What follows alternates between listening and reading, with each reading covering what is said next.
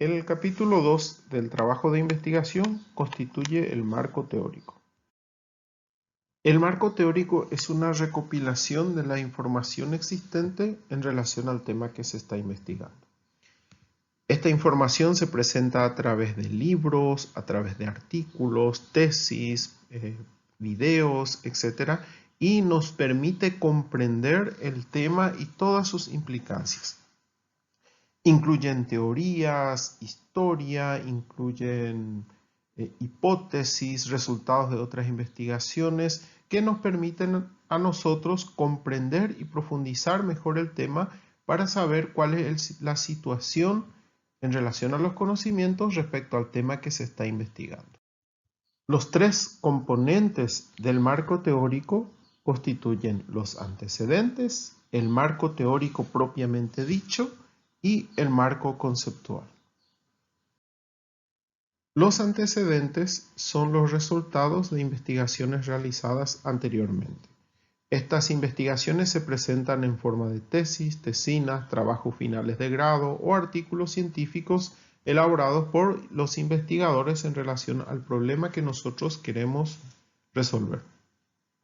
Estos artículos hoy en día se pueden consultar a través de ciertas páginas o repositorios, tales como redalic.org o cielo.org, que contienen miles de artículos relacionados a distintos temas y en las cuales podemos buscar para elaborar los antecedentes. En esta diapositiva se observan algunas páginas que podemos consultar y en donde podemos recabar información sobre los temas que nos interesan.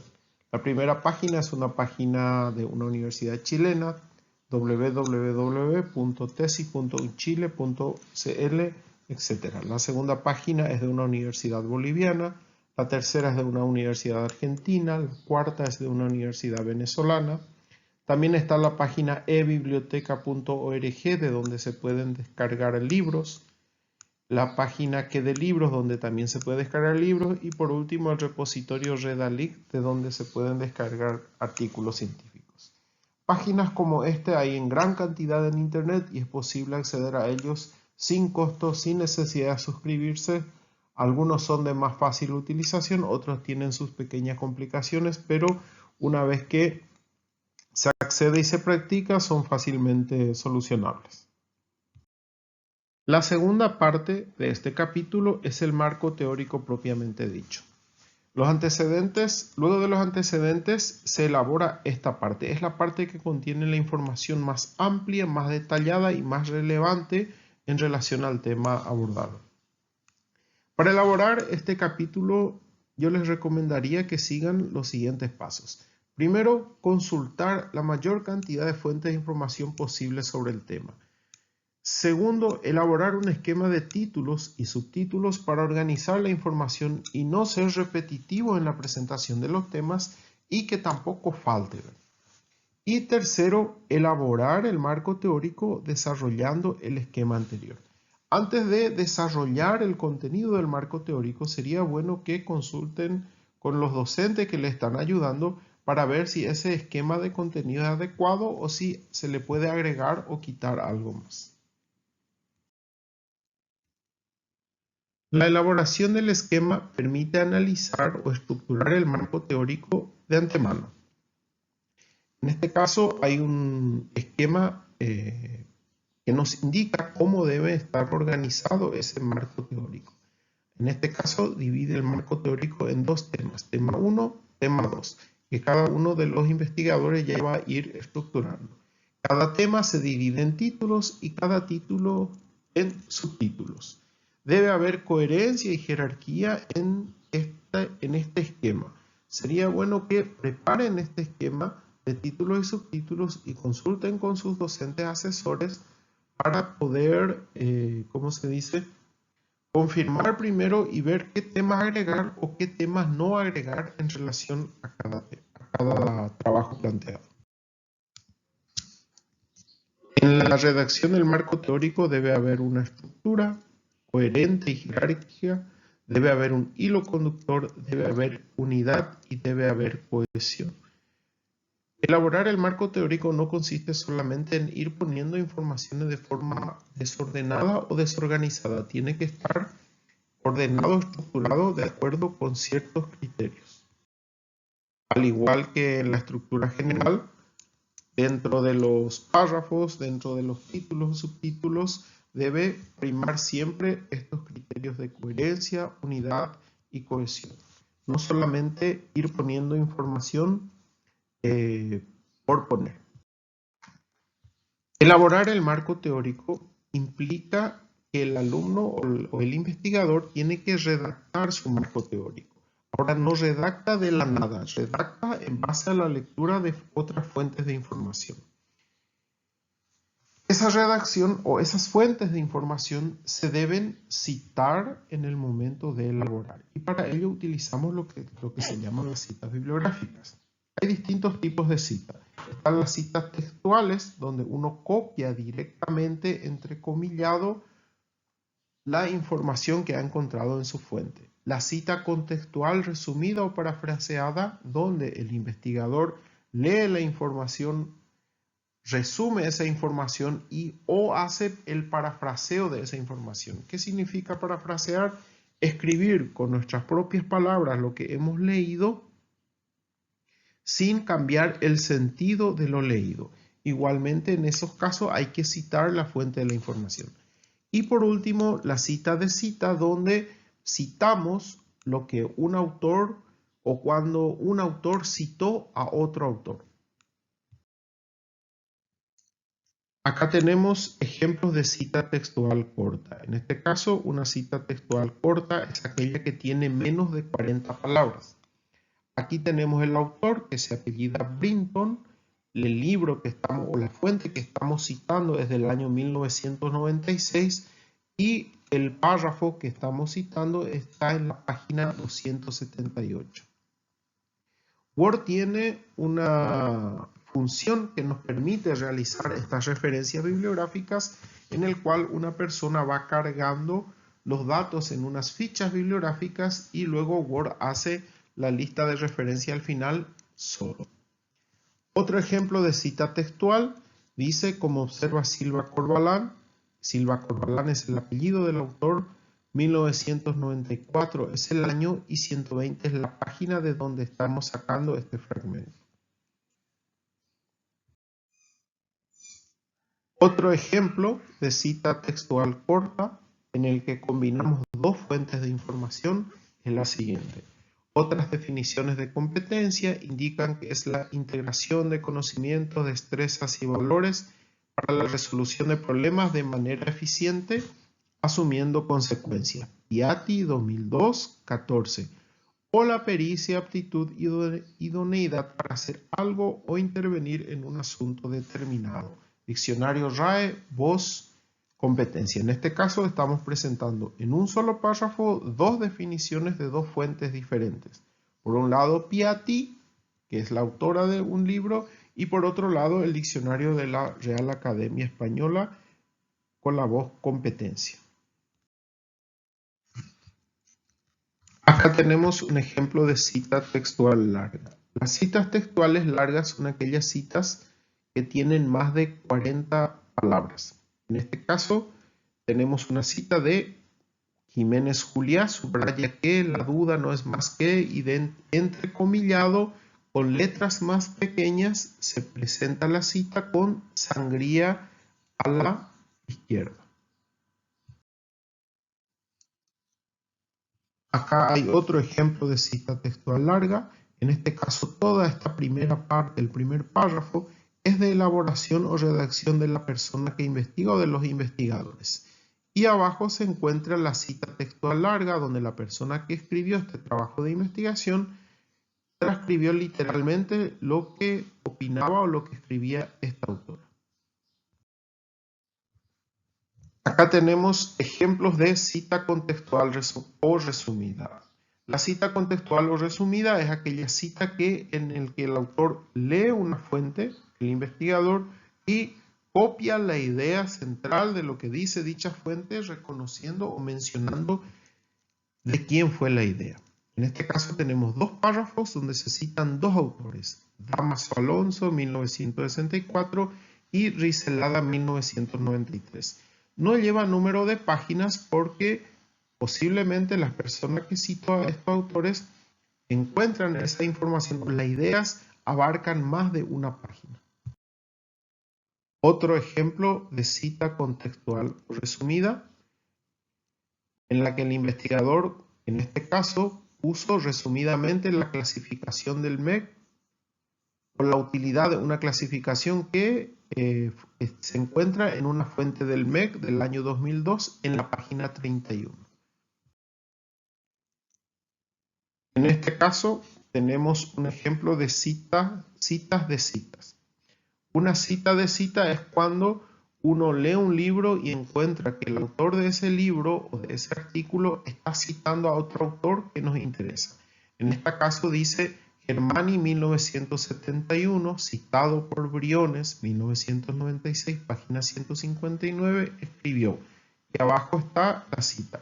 ¿Eso qué significa? Significa que el autor de este trabajo estaba leyendo la obra de Briones.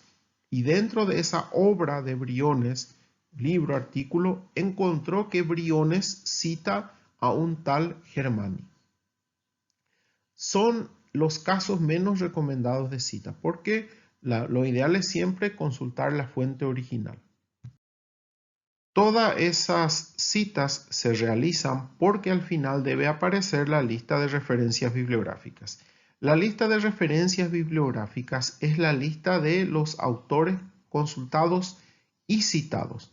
No es lo mismo que bibliografía. Cuando uno elabora bibliografía incluye todas las fuentes consultadas. En un trabajo de investigación solo se incluyen la lista de referencias bibliográficas, es decir, aquellas obras que uno consultó y cita en el cuerpo del trabajo.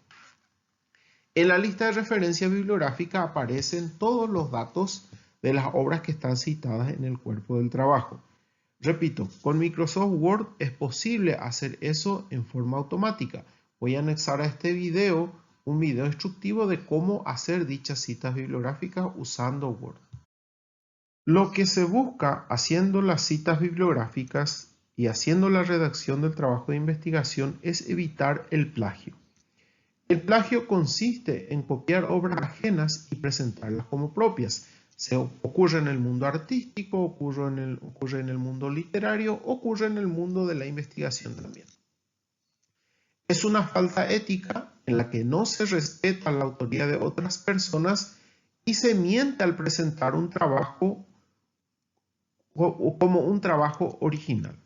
Y además es un delito penado por la ley. Entonces, plagiar consiste en copiar, pegar un trabajo. Cuando se realiza un trabajo académico, un trabajo en la universidad o en el colegio, siempre uno debe redactar y cuando sea necesario y donde sea necesario citar las fuentes que uno utilizó para elaborar dicho trabajo.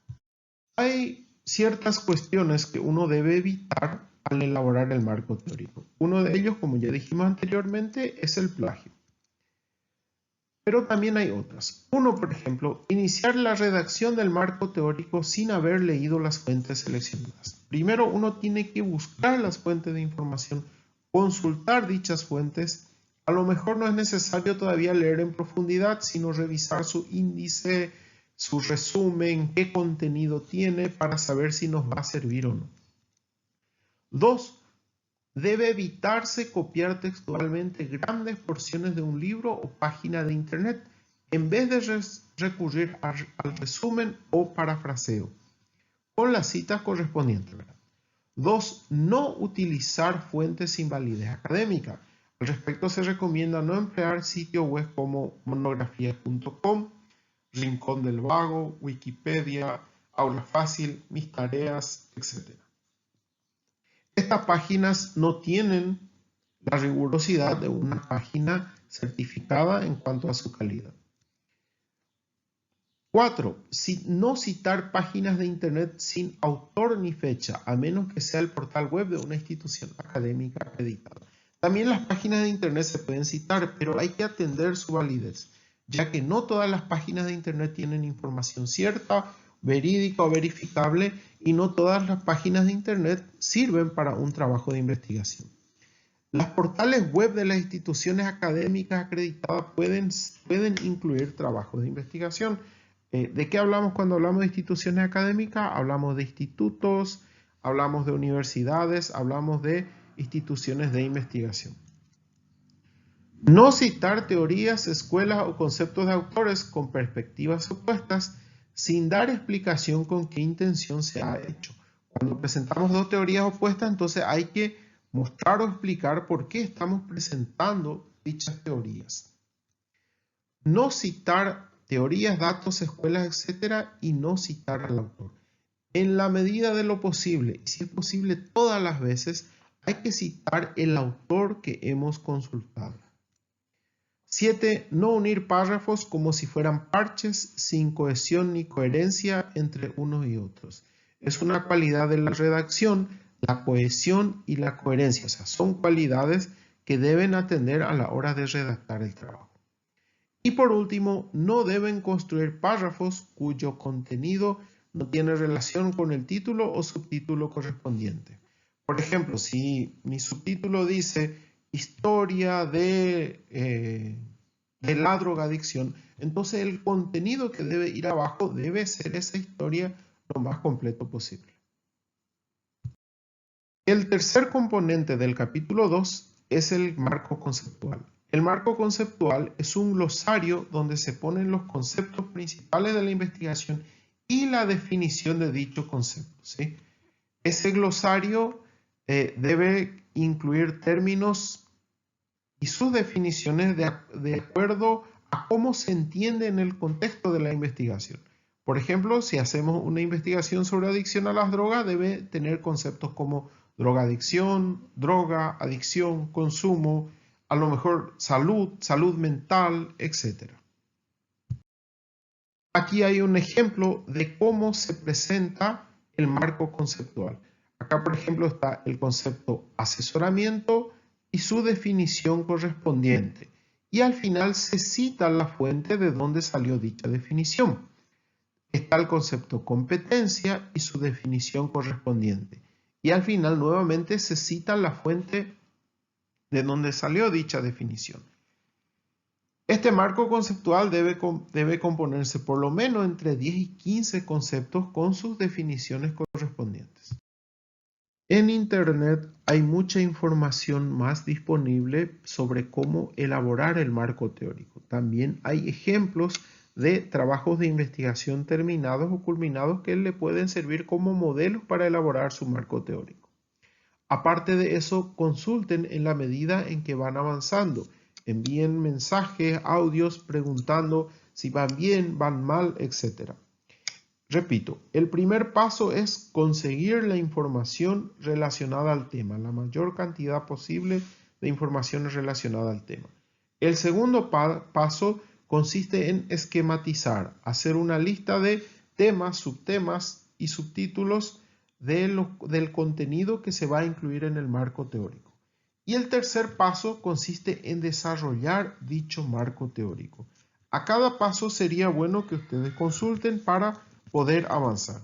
Así también, no olviden que debe ser un trabajo escrito, redactado y que deben citarse las fuentes de información que se están utilizando.